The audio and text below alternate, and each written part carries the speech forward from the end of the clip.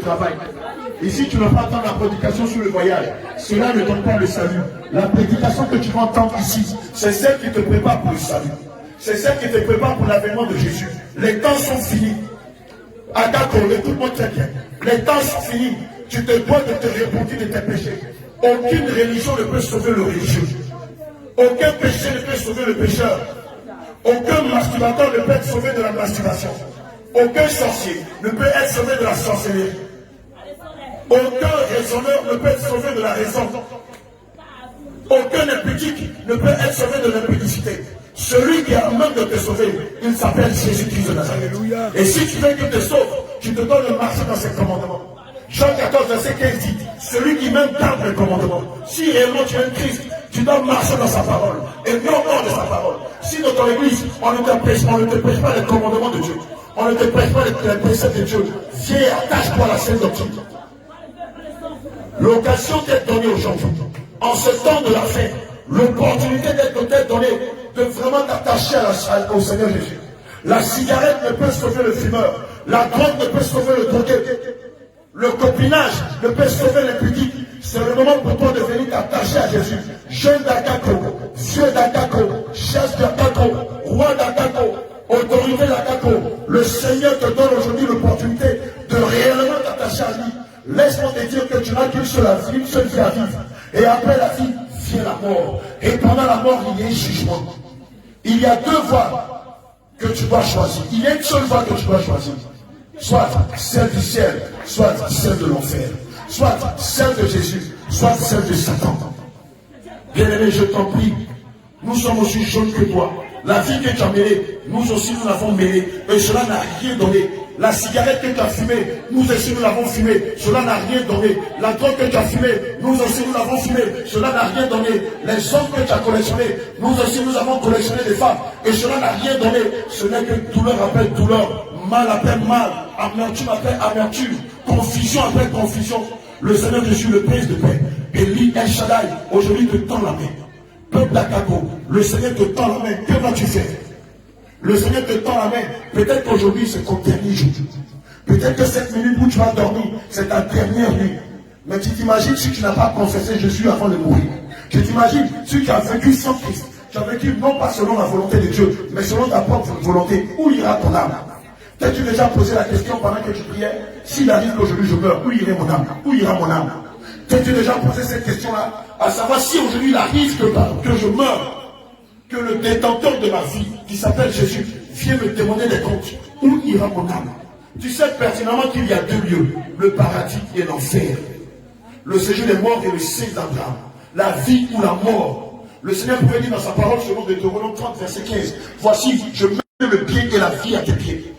Je mets la mort et le mal à tes pieds. Mais mon Dieu, je veux que tu choisisses la vie afin que tu vives. Tu veux faire perdre ta vie. Bien aimé, la vie que tu mènes, c'est pas comme dans les jeux vidéo. Où lorsque tu perds, tu peux faire restarting. Si tu meurs aujourd'hui dans la masturbation, c'est fini pour toi. Si aujourd'hui tu meurs en allant chez le marabout, c'est fini pour toi. Si aujourd'hui tu meurs en vivant dans la polygamie, c'est fini pour toi. Si aujourd'hui tu meurs en étant dans les coups, dans les bagnons, c'est fini pour toi. L'alcool ne peut sauver l'alcoolique. L'alcool ne peut sauver le buveur. Comme la cigarette ne peut sauver le fumeur de cigarette. Oh mon bien-aimé, je te demande pardon. Je te demande pardon. L'évangile que nous sommes venus prêcher ici, là, c'est celui-là qui donne la vie éternelle. L'évangile que nous sommes venus te présenter ici, c'est le vrai évangile. C'est celui-là qui donne la vie éternelle. Qu'est-ce que tu fais? Oh non, moi je suis de tel bord. Non, moi je suis de tel bord. Ce qu'ils enseignent là, moi ça ne m'arrange pas. Ce qu'ils enseignent là, non, moi jamais dit ça. Mais c'est dans la parole de Dieu. Depuis hier, depuis avant-hier, les hommes de Dieu n'ont pas arrêté de te présenter la parole de Dieu. Dans laquelle il est dit, femme, tu ne peux pas t'habiller en pantalon. Mais c'est Dieu qui a dit, pourquoi toi tu ne veux pas écouter? Dieu te dit, ma fille ne met pas des boucles d'oreilles, ça ne vient pas de moi. Mon bien-aimé, regarde, les pasteurs là, ils ont consacré ton enfant, ils ont consacré ton commerce, ils ont consacré ton champ. Mais si réellement les boucles d'oreilles là c'est de Dieu, pourquoi le pasteur n'est jamais venu percer les boucles des oreilles de ta fille? Si c'est réellement de Dieu, pourquoi la femme du pasteur n'est jamais venue percer les oreilles de ta fille? Pourquoi toujours c'est la vieille sorcière au village, c'est la grande mère sorcière qui vient percer les oreilles de ta fille? Combien de fois toi-même tu n'as pas mis des boucles d'oreilles et puis tu as eu des plaies, tu as eu des allergies, tu n'as pas compris que le Seigneur te parle. Tu n'as pas compris que le Seigneur est en train de te parler pour te dire que ces choses ne viennent pas de lui. Bien aimé, regarde, depuis que tu t'es dépigmenté, regarde-toi. Regarde-toi, est-ce qu'il est écrit dans la parole de Dieu que femme, tu dois te dépigmenter, ou garçon, tu dois te dépigmenter? Je n'ai pas vu que ces choses viennent du monde. Le Seigneur ne t'a-t-il pas dit dans sa parole que ton corps est le temple du Saint-Esprit, et quiconque détruit le temple du Saint-Esprit sera lui-même détruit? Bien-aimé, je t'en prie, laisse l'affaire de non, moi on m'a jamais dit ça. Moi, mon pasteur ne m'a jamais dit ça. Dans mon église, on ne m'a jamais dit ça. Regarde, lorsque tu vas mourir là, ton pasteur ne sera pas là pour te défendre. Ton église ne sera pas là pour te défendre. Ta communauté religieuse sur laquelle tu comptes, je te dis, moi je suis né de telle communauté, je vais mourir dedans, ne sera pas là pour te défendre devant Jésus. Le jour où tu seras devant le Seigneur Jésus, toute ta vie va défiler devant toi. Et puis regarde, ce n'est pas avec un autre livre qui vont te condamner. C'est avec la parole de Dieu. C'est-à-dire, c'est avec la Bible qu'ils vont te condamner. Et la parole de Dieu va te dire, mais n'est-ce pas qu'il est dit dans ma parole que les femmes ne doivent pas s'habiller comme un homme? N'est-ce pas qu'il est dit dans ma parole, fuyez l'impudicité? N'est-ce pas qu'il est dit dans ma parole, à moi la vengeance, à moi la rétribution? Bien-aimé, n'est-ce pas qu'il est dit dans ma parole, tu ne boiras ni boisson inivrante, ni vin, ni alcool, toi et tes fils, de génération en génération. Ce jour-là, tu seras là, tu vas dire quoi à Dieu? Ce jour-là, qu'est-ce que tu seras en train de dire à Dieu? Je t'en prie, réconsidère tes voies. Réconsidère tes voies. Tu ne sais pas que toutes les fois où tu dors, tu te rapproches de la mort. Tu ne sais pas que toutes les fois où tu dors, tu es en partie mort. Bien-aimé, sur quoi tu comptes? Tu comptes sur quoi? Et puis quand on te parle, tu dis non, tu t'en fous. Toi, tu fais ce que tu veux. Il y a des gens qui étaient plus forts, plus riches, plus beaux que toi, aujourd'hui qui sont en enfer, qui crient, donnez-moi une seule seconde, Seigneur Jésus, sauve-moi, une seule seconde, je vais retourner sur la terre pour me repentir. Et les démons les torturent, les démons se moquent d'eux, les démons les découpent, les démons se rient d'eux. Et il a dit, appelle ton pasteur, appelle ton prêtre, appelle ton imam, appelle tes parents sur lesquels tu comptais, va chercher ton argent. Regarde, en enfer là, en enfer il n'y a pas d'eau, en enfer il n'y a pas d'électricité. En enfer, il n'y a pas de ventilateur. En enfer, il n'y a pas de matelas. En enfer, là, il n'y a pas à manger. En enfer, là, tu deviens faible. Tu ne peux même pas te battre avec les démons. Et les démons ont la taille d'un immeuble. Ils torturent les êtres humains. Ils se moquent d'eux. Regarde le riz des démons. Ils font comme ça. On vous a trompé. On vous a trompé avec la religion. Et puis les êtres humains crient, au secours, Jésus, Jésus. Tous les plus grands évangélistes du monde sont en enfer. Mais en enfer là, quand tu vas crier Jésus, ça va changer la vie de qui? Quand tu vas crier Jésus, ça va faire peur à quel démon? C'est de ton vivant que tu dois crier à Dieu. C'est de ton vivant que tu dois le chercher de tout ton cœur. C'est de ton vivant que tu dois le chercher de toutes tes forces. Jeune, prends ta jeunesse et cherche Dieu. Prends tes forces et cherche Dieu. Prends tes talents et cherche Dieu. Parce qu'après ce sera trop tard. Regardez comment ça donne à peine pour venir ici. Regardez les difficultés qu'on a pris pour venir ici. Si ce n'est pas par amour, vous pensez que c'est pourquoi? Si ce n'est pas parce qu'on vous aime, vous pensez que c'est pourquoi qu'on est là? Ici à l'argent. Si nous on était des pasteurs qui cherchaient l'argent, ici à l'argent. Parce que j'ai entendu quelqu'un dire ça. Depuis qu'on a commencé là, on a mis panier pour dire donnez-nous l'argent. Mais tout ce qu'on vous prêche, c'est le salut. C'est le salut. C'est la vie après la mort. C'est la vie après la mort. C'est le salut. C'est la vie éternelle. Tu n'as pas pris conscience que c'est parce qu'on t'aime qu'on le fait. On vous parle, vous vous fâchez. Mais tu te fâches contre qui? Quand on te dit de ne pas te parfumer, quand on te dit de ne pas te dépigmenter la peau, quand on te dit que tu ne peux pas mettre de faux cheveux, tu penses que c'est parce qu'on ne t'aime pas. Mais tu ne sais pas que celui qui aime dit la vérité à celui qui l'aime. Tu ne sais pas que quand on aime quelqu'un, on lui dit la vérité. On pourrait te mentir avec tout ce qui est faux sur toi. Et à la fin de ta vie, où ton homme va aller? Et nous-mêmes qui t'aurons menti, où nous-mêmes on va aller? Je t'en prie, réconsidère tes voies. Réponds-toi et attache-toi à Jésus. Jésus que tu entends dans les églises, non, c'est en fait Noël, en fait 1er janvier. Ça, c'est pas Jésus.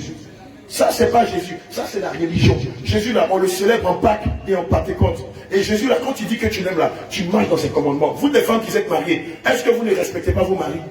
Mais qui dit que vous les aimez? C'est pas par le respect des principes et des règles de vos maris. Si vous arrivez à respecter les règles de vos maris, c'est qui demande que vous les aimez. Pourquoi vous n'arrivez pas à respecter les commandements de Dieu? Pourquoi vous n'arrivez pas à respecter les préceptes de Dieu? C'est difficile. Quand on te dit de ne pas voler, c'est difficile. Quand on te dit de ne pas mentir, c'est difficile. Quand on te dit de ne pas mettre tout ce qui est faux sur toi. Dieu là, son nom là, il s'appelle l'esprit de vérité. Dieu Jésus là, il s'appelle l'esprit de vérité. Mais le corps où il va habiter, le temple où il va habiter là, s'il y a quelque chose qui est faux dans ce temple là, l'esprit de vérité ne pourra jamais venir habiter. Parce que l'esprit de vérité ne marche pas avec le mensonge. L'esprit de vérité ne marche pas avec les choses qui sont fausses. Toi, tu dis que tu es chrétien, tu as mis faux cheveux. Toi, tu dis que tu es chrétien, tu te tchatches. Toi, tu dis que tu es chrétien, tu mets faux ongles. Toi, tu dis que tu es chrétien, tu mets vernis. Toi, tu dis que tu es chrétien, tu mets maquillage. Toi, tu dis que tu es chrétien, tu portes pantalon. Toi, tu dis que tu es chrétien, tu as un go, tu as une cape. Tu vis dans le concubinage. Où a fait les chrétiens qui est dedans là? Où a fait les chrétiens qui est dedans là? Tu te mens, toi. On vous demande pardon, répentez-vous. Parce que la vie là, c'est une seule fois. Et puis maintenant, c'est plus comme avant. Où tu vas mourir à 120 ans. Où tu as le temps de pécher, pécher, pécher jusqu'à... Quand 120 ans arrive là, ah Seigneur, pardonne-moi, hein. J'ai fait beaucoup de choses mauvaises. Maintenant, je vais venir à toi. C'est faux. Maintenant, à 20 ans, tu peux mourir. Tu peux sortir d'ici, tu vas mourir. Depuis que l'année a commencé, combien de personnes ne sont pas mortes ici à Capo? Ces personnes qui sont mortes là, vous pensez qu'elles savaient qu'elles allaient mourir? Vous pensez qu'elles avaient décidé du jour, de l'heure où elles allaient mourir? C'est venu brusquement. D'autres sortaient par la boisson, elles sont mortes. D'autres sortaient par le chat, elles sont mortes. D'autres dans leur lit, elles sont mortes. Toi, tu penses que tu es mieux qu'elles. Toi, tu penses que tu es mieux qu'elles. On vous dit, répentez-vous, tu raisonnes. On vous dit, Dieu n'aime pas ceci. On prend la Bible, on l'ouvre. On vous dit, verset après verset. Voilà ce que Dieu aime, voilà ce que Dieu n'aime pas. Tu dis, non, toi, c'est pas ça. Toi, c'est pas ton problème. Bien aimé, si tu viens au village, je m'en fous. Tu vas arriver dans la ville des croqueurs d'âme. C'est un enfer.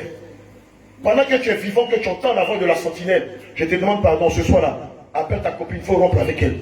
Toi qui t'apprêtes à aller chez ton copain pour aller dormir là-bas, romps avec lui. Réponds-toi.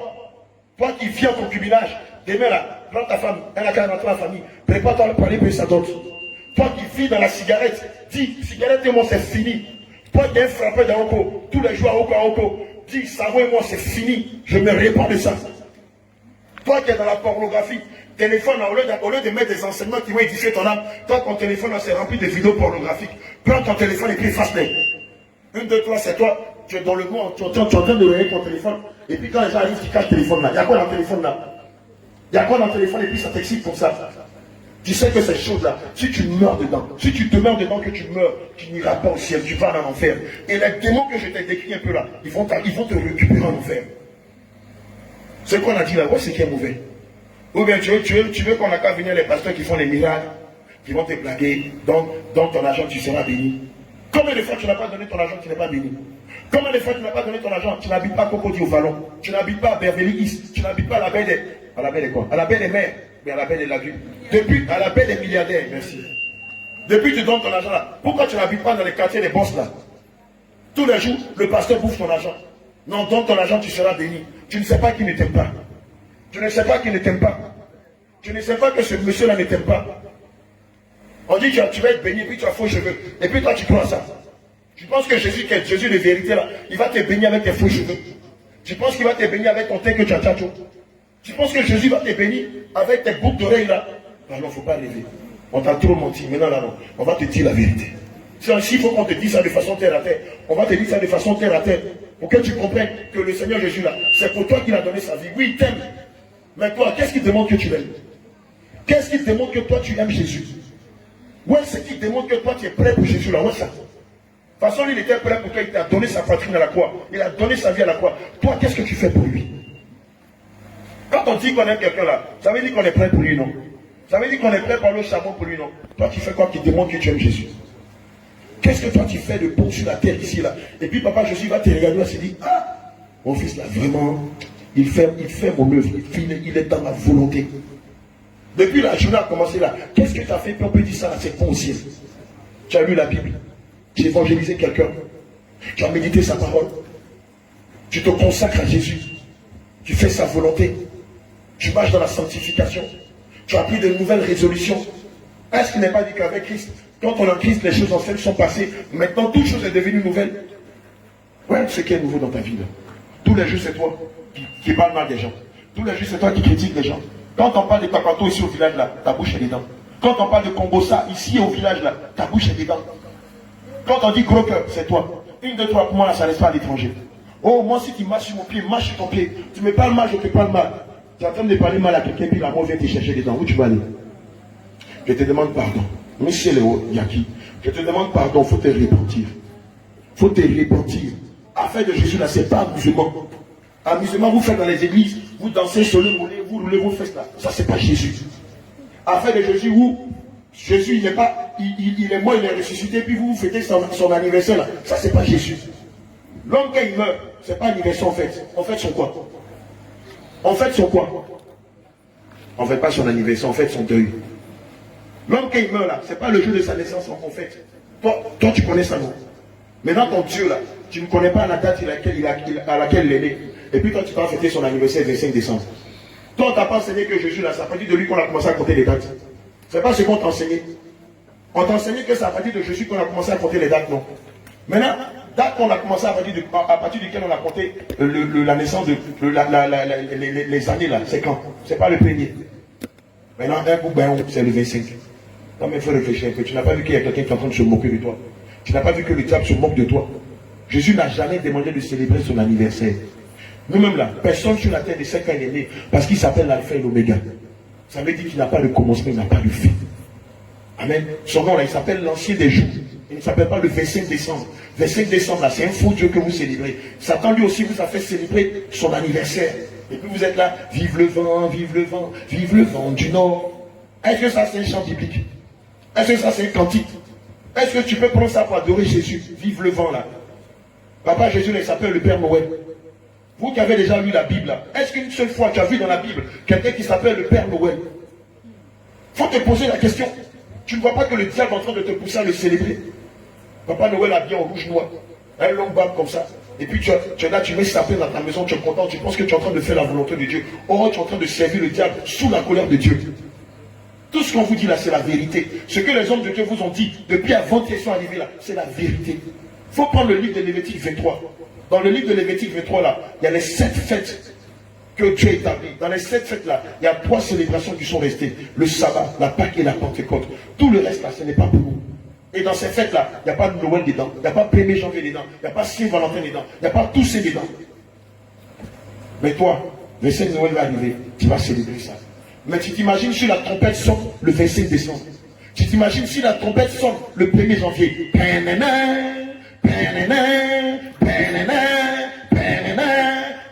Et puis tu regardes à côté de toi, les saints là, qui se sont gardés purs, qui se sont conservés purs, sont en train de monter. Toi, avec ton poulet du 25 décembre, là, tu vas aller où? Dans quel ciel? Avec ton foutu sans grain de 1er janvier, là, tu vas aller où? C'est pour ça qu'on vous appelle à la repentance. C'est pourquoi on vous demande, nous-mêmes on vous demande pardon, repentez-vous. Et puis changez de raisonnement. Les raisonnements du monde qui vous poussent à faire que les choses tombent le monde là. Le Seigneur Jésus ne veut pas. Si ici à Kakro, il y a 5 vrais adorateurs, le Seigneur va préférer ces 5 adorateurs que tous ceux qui l'adorent de façon mensongère. Alléluia. Amen. Alléluia. Amen.